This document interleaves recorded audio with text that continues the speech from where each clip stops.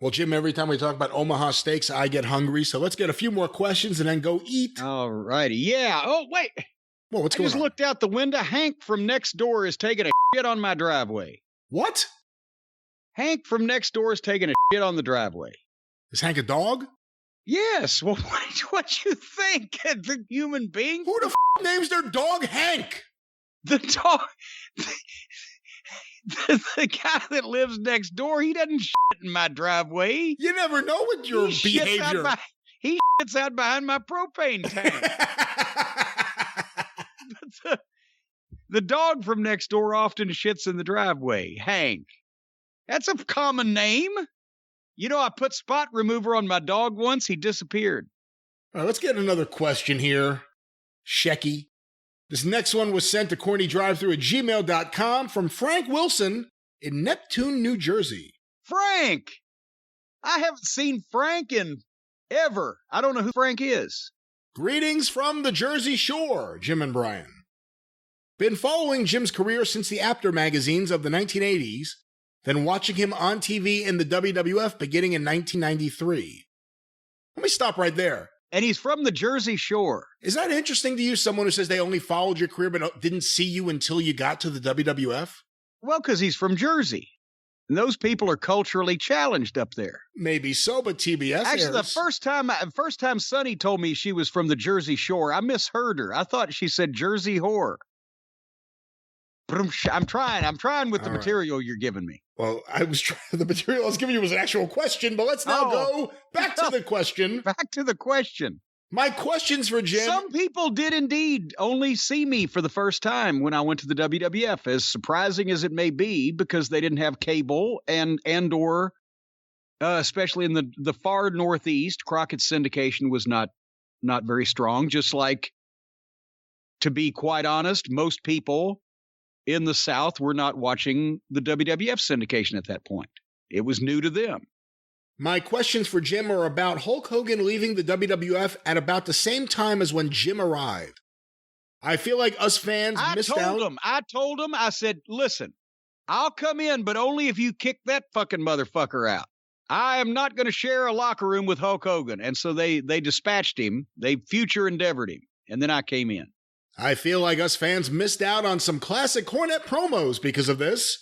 Firstly, does Jim have any regrets about not working a program with Hogan? Secondly, how would Jim have booked such a program in the WWF in 1993?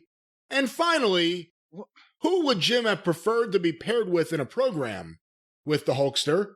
Thank you both for your time and all of your contributions to the business and its fans. Happy holidays. Well, you don't know anything about my contributions. You haven't seen my tax returns. Well, I was going to ask, how would I book a program with me and Hogan? I'd probably take the leg drop in the end, but no, I'm glad he added that at the end. Who would I want to be paired with?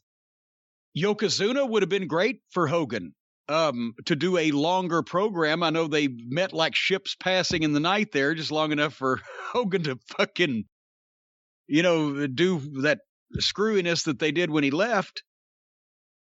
But just like Yoko and Undertaker was tremendous, you would have believed Yokozuna against Hulk Hogan. He had the size. He was obviously, powerful enough, etc. He was a good enough worker that he would not have Vadered Hogan and beat the shit out of him. And if you worked with Hulk Hogan, you made a lot of money, because it was a main event spot. Nobody was going to be on top of him during his run in the WWF from 83 to 93. So, I mean, yes, obviously, if he's going to be there, if Hulk Hogan is in the WWF, he's the guy you wanted to work a program with, but it was never in my mind because he was already gone when I got there.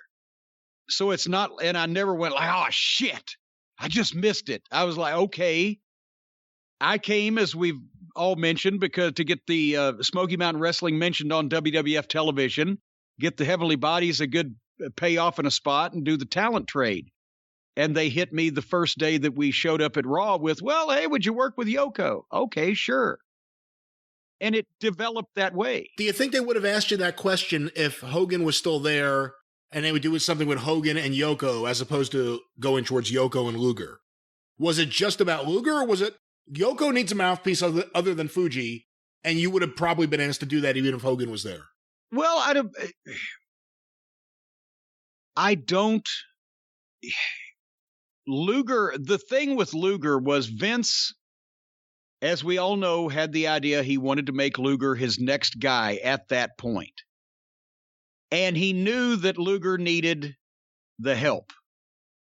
It wasn't about getting Yoko over to work with Luger. It was about us all working together to get Luger over. I think that's what initially he realized, because if you had Yoko and Fuji with Hogan, Hogan's already so massively over and Yoko's so impressive. Even if the promos from the heel side weren't the best, it wasn't.